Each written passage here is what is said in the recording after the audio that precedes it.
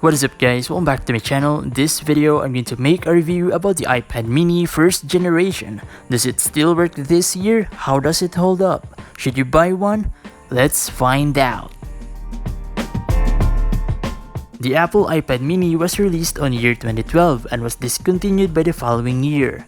The iPad mini is a lot smaller and even thinner than the iPad 2.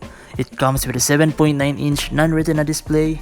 Yes, you've guessed it, the pixels on the screen are noticeable when you look closely.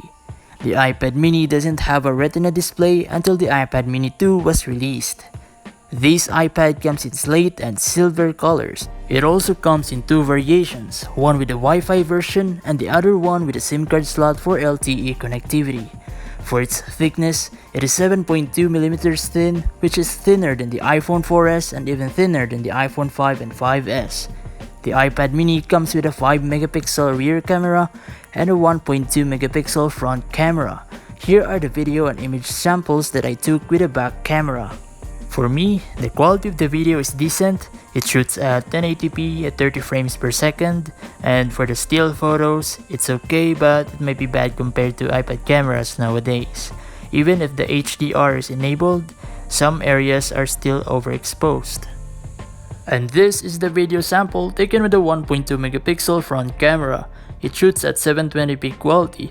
Let me know guys what you think about its front camera. Write it in the comment section down below. For the chip, it uses the dual-core A5 chip. Sounds familiar? Well, it's the same chip that can be found on the iPad 2 and the iPhone 4S. This iPad came with iOS 6 and supports up to iOS 9.3.5 or the 9.3.6, which is pretty outdated. Now let's try to install some apps. Launching apps will take some time to get fully reloaded due to the aging hardware. Now let's try to install the Messenger app to see if the iPad still supports it.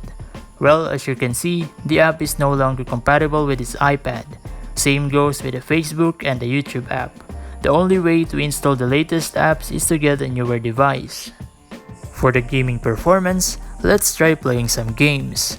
Since the iPad no longer supports most of the latest games, let's just test it with Temple Run and GTA San Andreas. And let's start with Temple Run. As you can see, this game is pretty much playable. You won't get too much hiccups and overall it is smooth. But since it doesn't require much power, so I think the iPad can handle it very well. Now let's try GTA San Andreas. It will take some time for it to get fully reloaded. It's actually surprising that you can still play GTA on this device, even though it is not as smooth as on the iPhone 4S, probably because of the bigger screen, which requires more processing power of the chip and also the graphics. Overall, for the gaming performance, well, you can still play some light games, but you can no longer play the latest or the high graphic games. Should you buy this iPad mini? The answer is no. Buying this iPad is not worth it, especially if you want to use this for online classes or business, as it is very slow and no longer supported by most apps. And that's pretty much it guys. Thank you for watching. As always, stay tuned for more videos, give a like and subscribe to my channel, and peace out.